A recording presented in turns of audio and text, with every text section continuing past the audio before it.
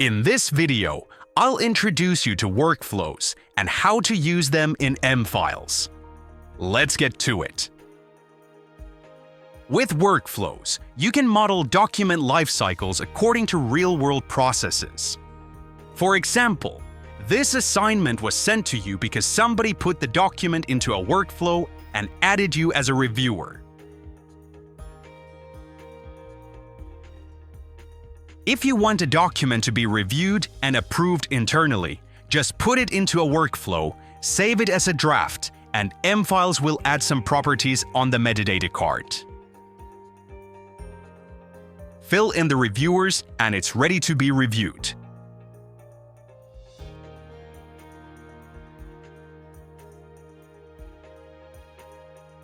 M-Files will make sure that the assignment is sent to the correct people, and you'll receive a notification once someone approves or rejects your document.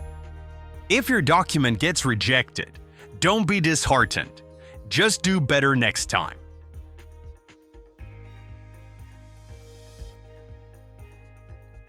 Workflows are based on the company needs, and the states can be defined as needed. The one shown here is just an example. Workflows aren't limited to documents only. Instead, you can have workflows for employees or projects as well, and you might be part of those workflows. Also, you don't always have to fill in the reviewer property manually, like you are seeing in this video, as workflows can be automated and they can fetch the correct information from the metadata.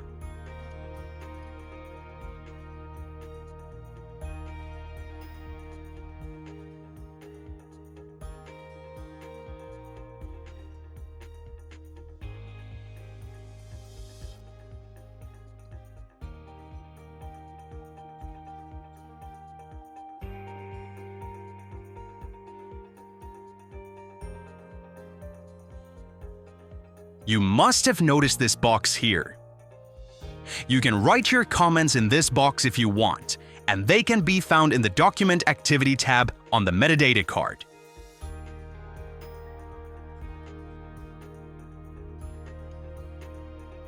When the assignment is marked as approved, the document's metadata changes accordingly.